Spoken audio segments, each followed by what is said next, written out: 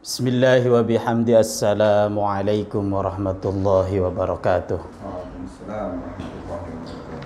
Alhamdulillah, alhamdulillahi ja'ala ramadhana syahrul mubarak wa hudan linnasi wa bayyinati minal huda wal furqan. Allahumma salli wa sallim wa barik wa karrim ala sayyidina wa habibina wa syafi'ina wa zuhrina wa maulana Muhammadin wa ala alihi wa sahbihi wattabi'in wattabi'at tabi'in wattabi'ahum bi ihsanin ila yaumiddin, amma ba'd.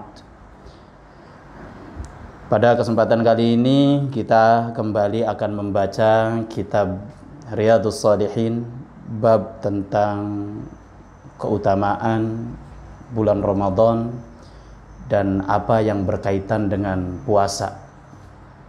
Babu fadlis sahuri wa ta'khirihi ma lam yakhsha tulu'il fajri.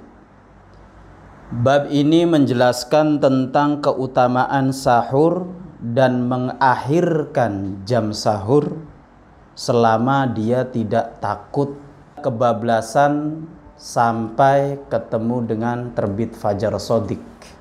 Di sini bisa kita baca sahur, bisa dibaca suhur. Kalau sahur itu bentuk makanannya, kalau suhur itu aktivitasnya, orang yang mengerjakan sahur. Jadi bisa babu fadlis sahuri, bisa babu fadlis suhuri.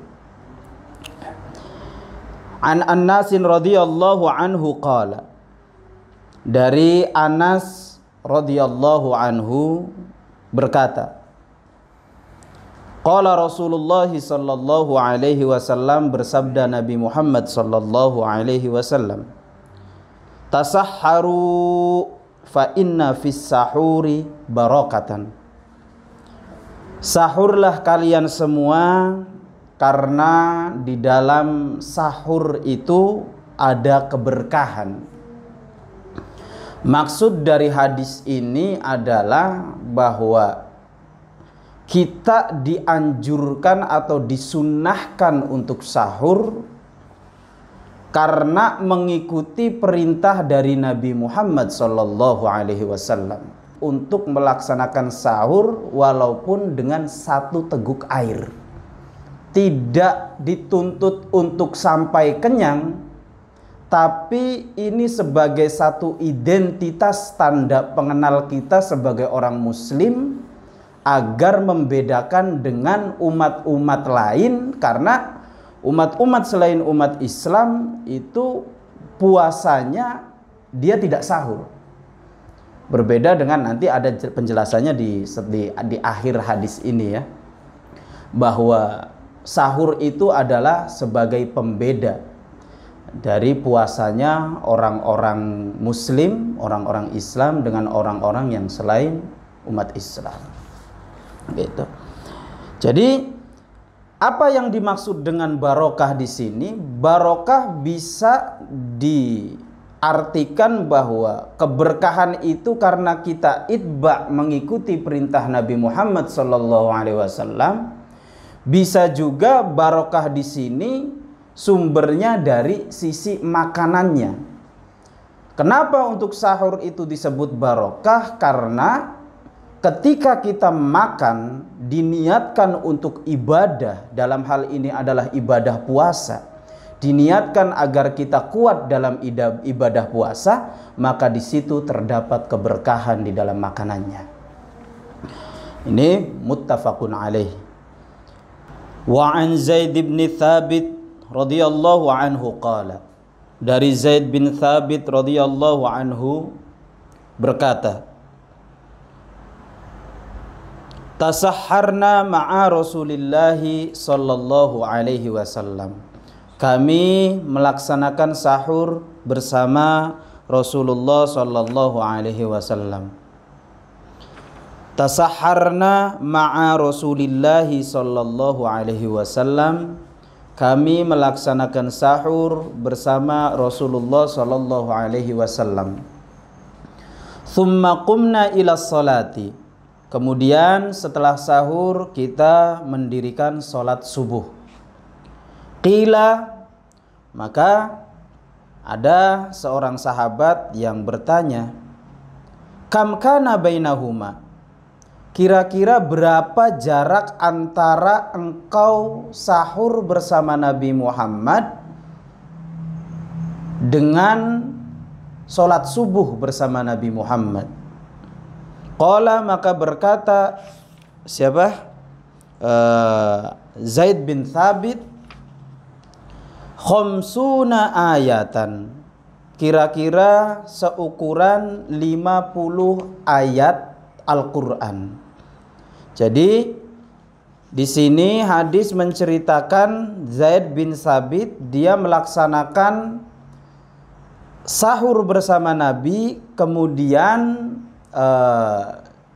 dia setelah sahur mendirikan sholat subuh. Ada seorang sahabat yang bertanya, kira-kira berapa jarak antara sahur ke sholat subuh? Itu kira-kira, kata Zaid bin Thabit, itu seukuran 50 ayat Al-Quran gitu. Jadi ini menunjukkan bahwa kira-kira ya, standar perkiraan dari mulai kita ibadah sahur sampai sholat subuh itu seukuran membaca Al-Quran sebanyak 50 ayat. Ini banyak kan, segini ukurannya sekarang udah apa namanya, zaman sekarang ukuran itu banyak sekali. Ada jam, kemudian ya kalau kita ini dulu itu kan bisa juga ukurannya pakai benda-benda, bisa juga menggunakan ayam, suara ayam, atau bahkan tokek ya. Tokek itu bisa menjadi ukuran. Ayam dulu ya, kalau ayam sekarang kadang jam 12 saja udah bunyi. Ini hadis muttafaqun alaih. Wa an Ibnu Umar radhiyallahu anhuma qala, dari Ibnu Umar radhiyallahu anhuma qala, berkata, kana li Rasulillahi sallallahu alaihi wasallam muadzinani, Nabi Muhammad sallallahu alaihi wasallam itu punya juru adzan dua, ada dua juru adzan ya, yang adzan ya, punya juru adzan gitu. Siapa itu? Bilalun wabnu ummi maktum, itu yang kita kenal masyhur adalah Sayyidina Bilal dan Ibnu Ummi Maktum. Walaupun memang sebenarnya ada juga selain Bilal dan Ummi Maktum ya, yang biasa, yang bukan biasa, yang azan gitu. Seperti apa namanya, ketika di Makkah ya, di Mekah itu Nabi Muhammad ada tuh juru azannya di Mekah tuh. Ya. Ada juru adzan, kemudian juga ketika baru sampai di Madinah ya punya juru adzan lah gitu. Tapi yang terkenal di sini, yang masyhur, yang juru adzan yang rawatib, yang rutin setiap hari itu adalah Bilal dan Ibnu Ummi Maktum. Faqala Rasulullah sallallahu alaihi wasallam, berkata Rasulullah sallallahu alaihi wasallam, inna Bilalan yu'adzinu bilailin fakulu washrobu hatta yu'adzina ibnu ummi maktumin. Sesungguhnya Bilal itu azan di malam hari, maka fakulu, boleh kalian makan, washrobu, boleh juga kalian minum, hatta yu'adzina ibnu ummi maktumin, sampai tiba ketika Ummi Maktum azan, maka kalian tidak boleh makan dan minum lagi. Artinya dalam hadis ini menyebutkan bahwa di bulan Ramadan itu azan dua kali. Ada azan pertama untuk membangunkan orang untuk sahur, ya, yang sampai saat ini dilakukan oleh di Arab Saudi. Di Arab Saudi itu di Makkah ya, itu azan dua kali ya. Azan dua kali ya. Azan pertama itu untuk mengingatkan orang sahur, dan ada azan yang kedua yaitu untuk memang menunjukkan bahwa azan subuh gitu. Ya. Qala, maka berkata, walam yakun bainahuma illa ayyanzila hadza wa yarqa hadza. Dan tidak terjadi hal demikian, hal itu antara kedua dari azannya Sayyidina Bilal dan azannya Ummi Maktum,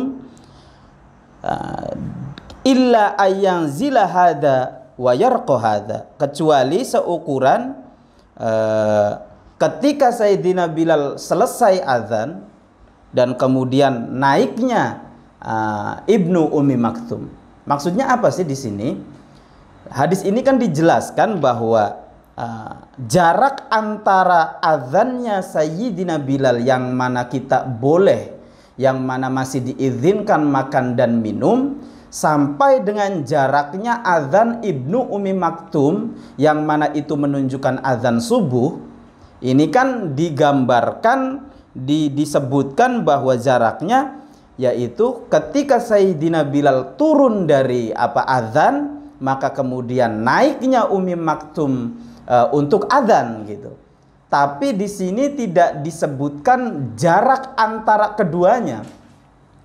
Kalau kita lihat hadis yang sebelumnya bahwa kita bisa menjadi kita bisa kita bisa menjadikan tolak ukur ya khamsuna ayatan itu gitu. Dengan hadis sebelumnya, jarak antara adzannya Sayyidina Bilal dan adzannya Ibnu Ummi Maktum ya seukuran khamsuna ayatan. Kita membaca Al-Qur'an sebanyak 50 ayat ya. Adzan Sayyidina Bilal, kemudian selesai turun zikir, membaca Al-Qur'an, kemudian memanggil Ummi Maktum untuk adzan. Ibnu Ummi Maktumnya berwudu terlebih dahulu, setelah wudu ya prosesnya aja. Di prosesnya kan tidak dijelaskan di situ. Di sini disebutkan cuman seukuran gitu. Seukurannya saja. Nah, ini muttafaqun alaih. Wa an Umar bin al-As radhiyallahu anhu anna Rasulullah sallallahu alaihi wasallam qala. Dari Umar bin As radhiyallahu anhu, anna Rasulullah sallallahu alaihi wasallam qala, bahwasannya Rasulullah sallallahu alaihi wasallam bersabda, fadlu ma baina siyamina wa siyami ahlil kitabi aklatus sahari.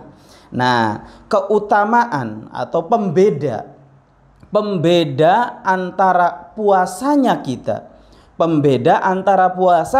dengan puasanya orang ahlu kitab adalah di sahur itu. Jadi kita sahur itu bukan saja untuk menambah kekuatan kita berpuasa, bukan saja kita untuk mencari keberkahan saja, akan tetapi juga menjadi pembeda antara puasanya kita dengan puasanya ahlul kitab Yahudi wan Nasrani. Itu adalah pembeda. Ini rawahu Muslim, diriwayatkan oleh Imam Muslim. Itulah penjelasan dari hadis pada kesempatan kali ini. Mudah-mudahan dapat memberikan pemahaman kita di Ramadan ini, dan mudah-mudahan puasa kita di Ramadan ini menjadi puasa yang diterima oleh Allah Subhanahu wa taala dan menjadi suatu keberkahan ya.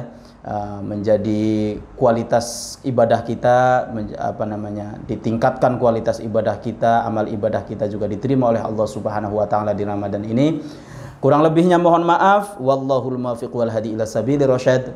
Assalamualaikum warahmatullahi wabarakatuh.